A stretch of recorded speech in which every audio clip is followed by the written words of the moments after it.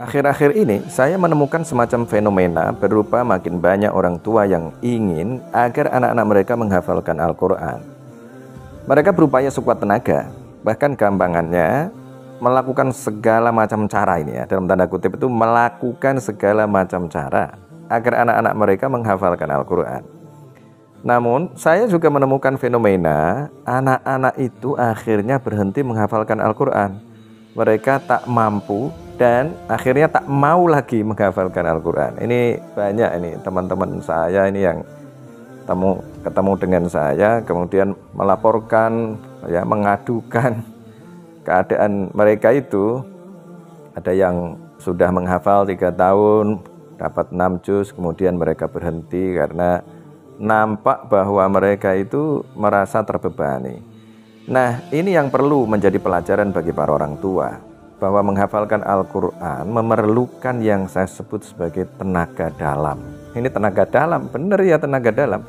Maksudnya adalah anak-anak memiliki motivasi yang muncul dari dalam diri mereka sendiri, tidak bisa dari luar. Kalau mau diibaratkan, bolehlah anak-anak ini diibaratkan dengan mobil yang awalnya mati, ya, atau tidak bisa hidup itu, dan tidak ada starternya ini. Maka caranya bagaimana? Mobil atau motor ya harus didorong dulu, lalu dimasukkan giginya sehingga mesinnya kemudian hidup, dan mesin yang ada pada mobil atau motor itu menggerakkannya. Kalau harus didorong terus, tentu saja tidak mungkin. Mobil kan butuh tenaga ratusan kuda. Mesin mobil itu kan tenaganya tenaga kuda ya.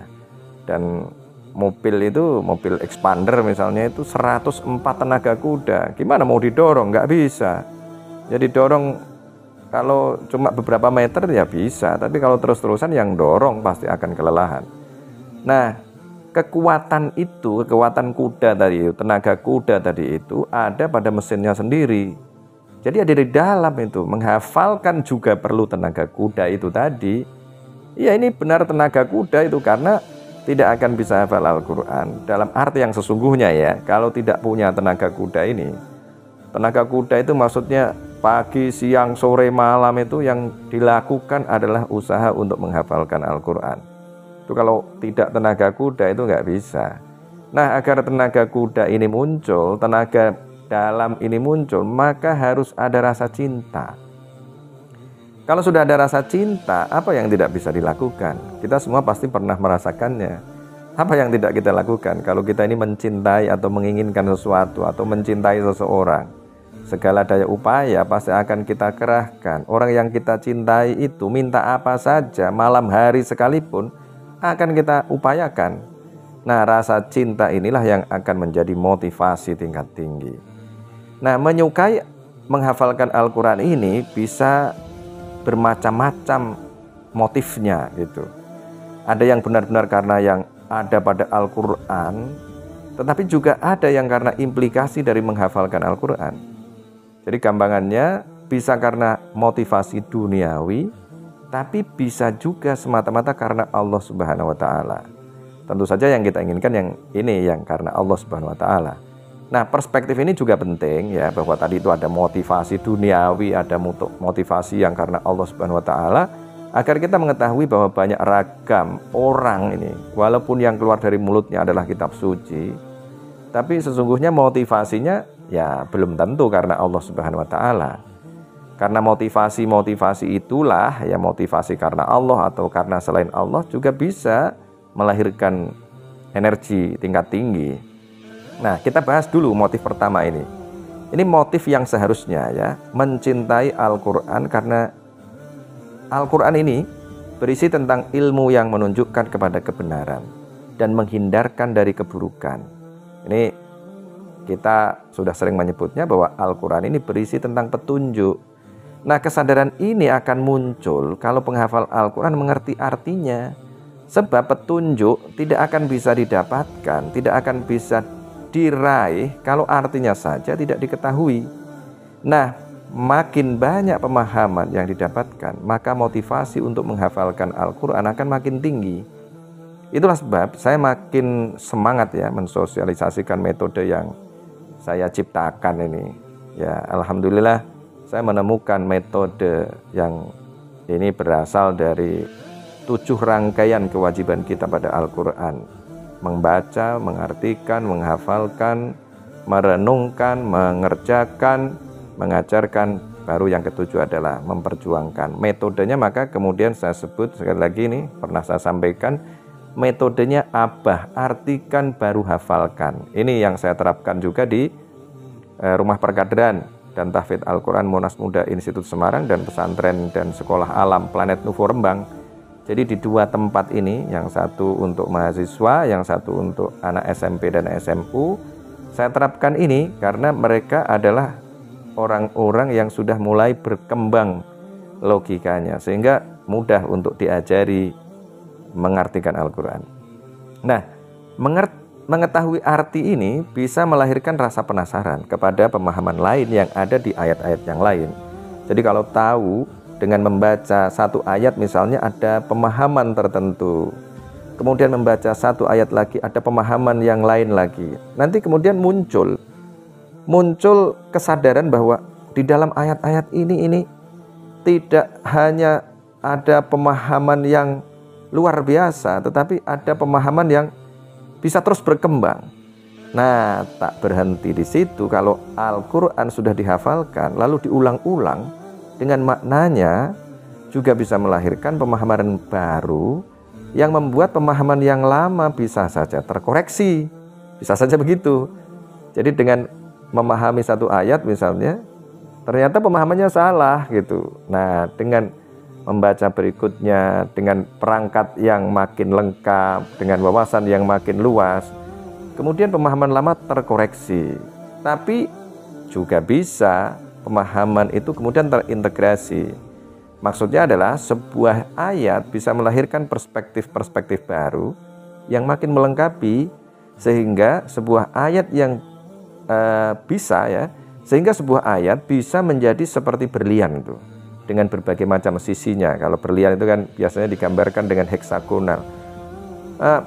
Semua sisinya tadi itu memantulkan cahaya yang berbeda-beda. Nah, perbedaan itu membuat berlian menjadi terlihat makin indah. Ayat juga begitu.